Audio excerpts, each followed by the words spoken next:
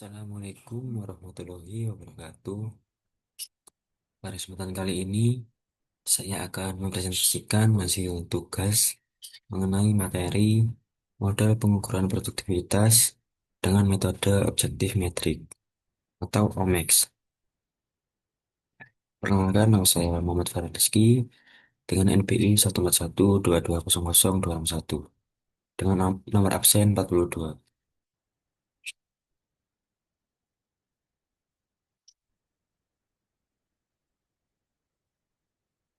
Dan X adalah produsen kemasan makanan berbahan plastik dan biodegradable yang berdiri sejak 2015 di Surabaya, menggunakan teknologi injection molding dan thermoforming terbaru. Nah, perusahaan ini berkomitmen pada produk yang ramah lingkungan dan aman pangan, menjalin kerjasama dengan UMKM dan perusahaan besar sebagai strategi ekspansi kosmetik, domes- pasar domestik dan internasional. Berlokasi di kawasan industri rungkut, perusahaan ini memanfaatkan posisi strategis untuk distribusi ke seluruh Indonesia dan Asia Tenggara. Nah, yang pertama ini pengetahuan kriteria pengukuran dan datanya.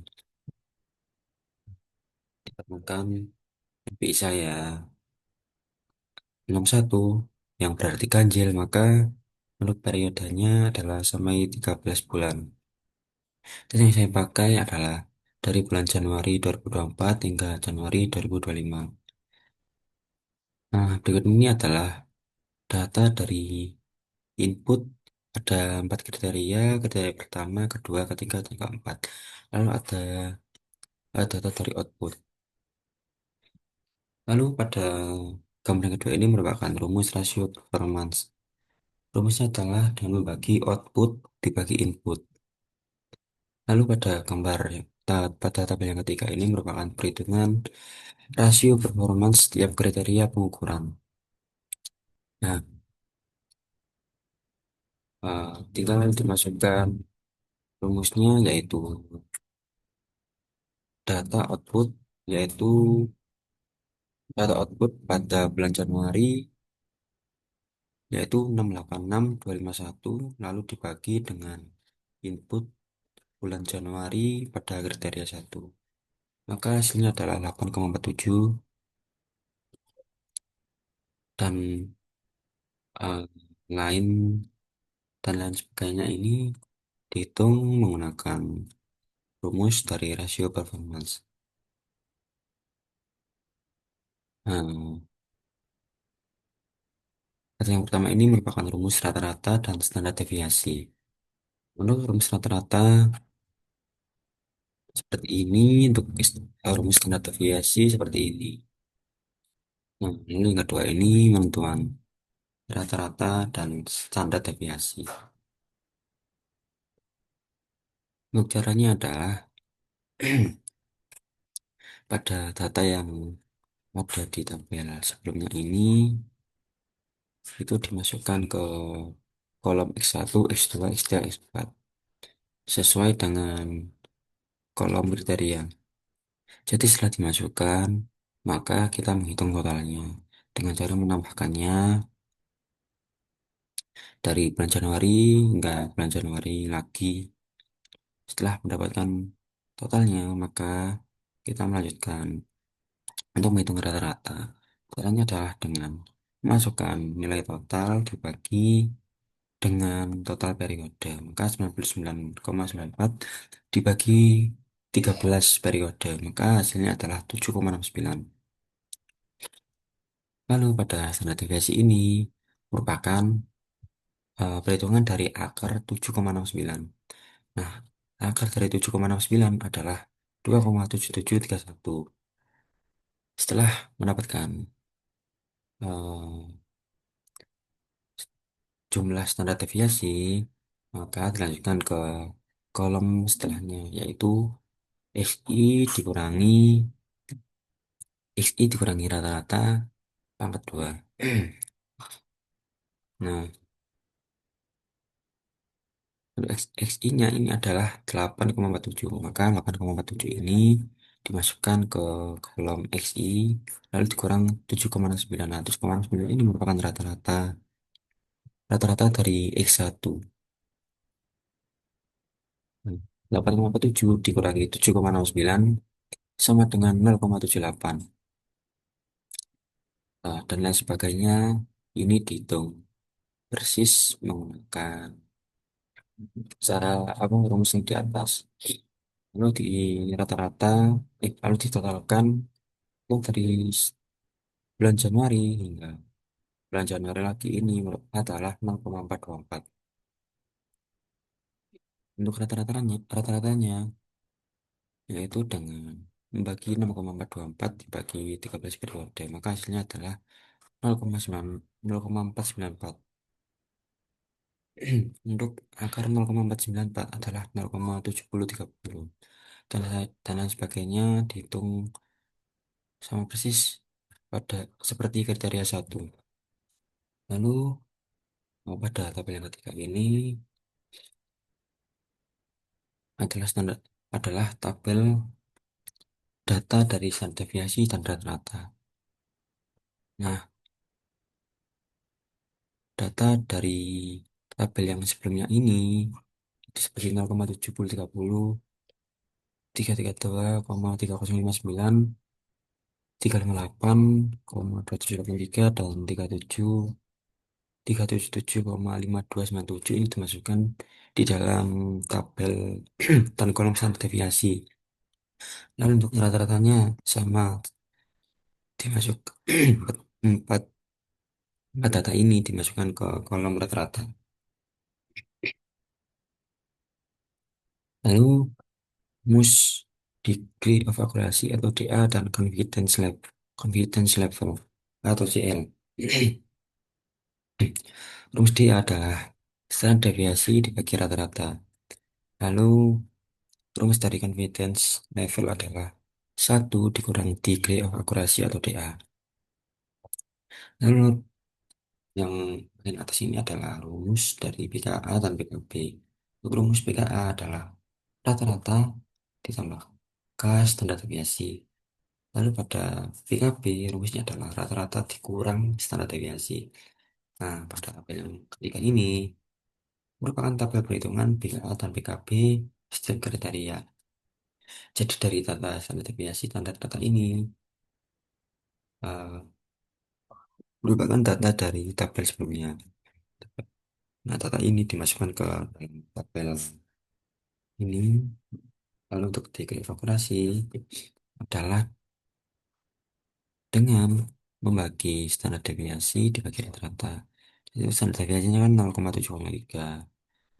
0,703 dibagi dengan rata-rata yaitu 7,69. Maka 0,703 dibagi 7,69 sama dengan 0,0914. Lalu untuk mencari CL yaitu dengan memasukkan 1,0,914. 0,914 adalah DA. Jadi hasilnya adalah 0, jadi hasilnya adalah 0,9086. Nah, setelah semua diketahui, maka diambil yaitu kesimpulan CL lebih besar dari 0,999. Maka K-nya adalah 2. Lalu untuk mencari PKA yaitu dengan menggunakan rata-rata ditambah standar deviasi. Jadi 0,703 ditambah 7,09 hasilnya adalah 8,393. Untuk PKB dengan mengurangi yaitu 0,703 dikurangi 7,09. Maka hasilnya adalah min 6,987. Dan lain sebagainya dihitung sama seperti input satu. Berikut ini adalah target sasaran. Untuk target sasaran akhir dengan skor 10 dan komponennya batas kontrol atas. Untuk kriteria pertama, kedua, ketiga, keempat,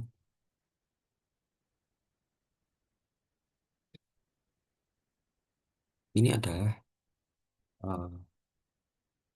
bisa dikopas dari tabel yang sebelumnya ini BKA dan BKB dimasukkan di sini sesuai dengan kolomnya. Lalu rata-rata yaitu ini bisa dimasukkan disesuaikan dengan kolom masing-masing. Lalu pada yang kedua ini penentuan nilai produktivitas realistis. Interval 0 sampai 3 sama dengan skor 3 dikurangi skor 0. 3 dikurangi 0 sama dengan 3. Lalu internal 3 sampai 10, skor 10 dikurangi skor 3. 10 dikurangi 3 sama dengan 7. Lalu tabel perhitungan nilai produktivitas realistis. Hmm, Pada kolom PKA dan PKB ini disamakan dari tabel sebelumnya. Ini tabel yang pertama ini nanti kopas ke dalam sini. Lalu untuk mencari interval 0 sampai 3, itu 3 dikurangi 0, 3 dikurangi 0 adalah dengan mengurangi 8,393 sebagai PKA dikurangi dengan min, 6, min 6,987 dibagi 3. Maka hasilnya adalah 5,126666667. Lalu untuk mencari interval 3 sampai 10, 10 dikali 3 97 adalah dengan mengurangi 8,393 sebagai PKA dikurangi dengan min 6,987 sebagai PKB dibagi dengan 7 karena interval dari 3,10. Lalu jika dijumlahkan hasilnya adalah 2,19142,857. Lalu pada input yang kedua, ketiga, dan 4 seperti data berikut ini. Lalu skalanya skala tingkat prioritas seperti kamu lihat di sini. Lalu penentuan nilai kriteria tahap pertama seperti ini. Lalu menentukan nilai bobot kriteria tahap kedua seperti ini. Kriteria nilai bobot tahap 3 seperti ini. Lalu yang kelima yaitu dengan menentukan nilai bobot kriteria tahap 4. Jadi datanya seperti ini.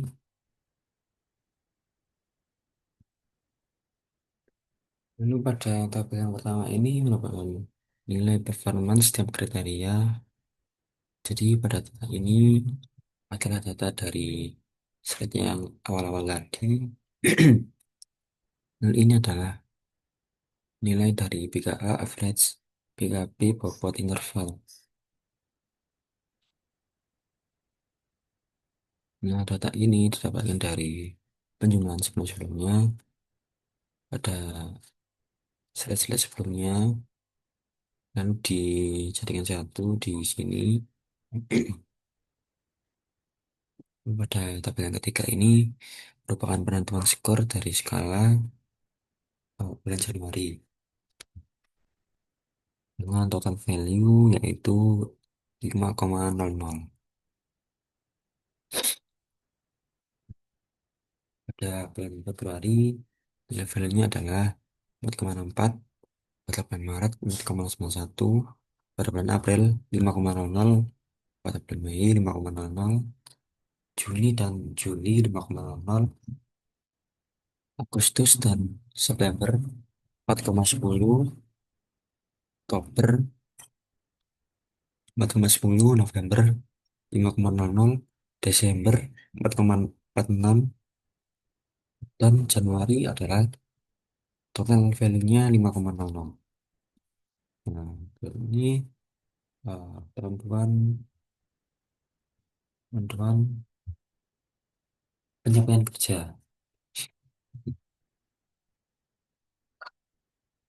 Ini ada data kesimpulan dari penentuan skor dari beberapa bulan. Nah, ini adalah rangkumannya, data rangkumannya. Berikut ini adalah grafik penyampaian kerjanya. Nah, kesimpulannya adalah berdasarkan grafik penyampaian kerja di atas, terlihat fluktuasi kinerja sepanjang tahun. Terjadi penurunan dari Januari ke Februari dari 5,00 ke 4,64, kemudian meningkat kembali hingga stabil pada angka 5,00 dari bulan April hingga Juli. Penurunan tajam terjadi pada Agustus hingga Oktober, turun ke 4,10, lalu meningkat signifikan pada November 5,00, kembali turun di Desember 4,46, dan naik lagi pada Januari tahun berikutnya, yaitu dengan total value 5,00. Pola ini menunjukkan adanya penurunan dan peningkatan kinerja pada periode Januari ke Februari, Juli ke Agustus, Oktober ke November, dan Desember ke Januari. Selanjutnya dapat dihitung indeks produktivitas pada bulan tersebut. Nah, berarti ini uh, penentuan indeks produktivitas total. Tentang value pada bulan Maret dan Februari ini dimasukkan yaitu 4,91 dan 4,64. Untuk mencari indeks produktivitas IP, caranya adalah dengan mengurangi, dengan memasukkan indeks indikator performance saat ini yaitu 4,91 dikurangi indikator performance periode sebelumnya yaitu 4,64 dibagi dengan indeks performance periode sebelumnya. Jadi 4,91 dikurangi 4,64 lalu dibagi dengan 4,64 sama dengan 0,058. Jadi IP pada bulan Januari adalah 0,058. Pada tabel pada kolom kedua ini adalah dengan mengurangi 5,00 dikurangi 4,10 lalu dibagi dengan 4,10 sama dengan 0,219. Tadi IP November adalah 0,219. Lalu dilihat dari yang ketiga ini, IP Januari sama dengan 0,121. Dengan demikian, indeks produktivitas atau IP untuk bulan Januari adalah 0,058. Pada bulan November adalah 0,219 dan pada bulan Januari adalah 0,121. Terima kasih atas perhatiannya. Mohon maaf jika ada salah kata. Assalamualaikum warahmatullahi wabarakatuh.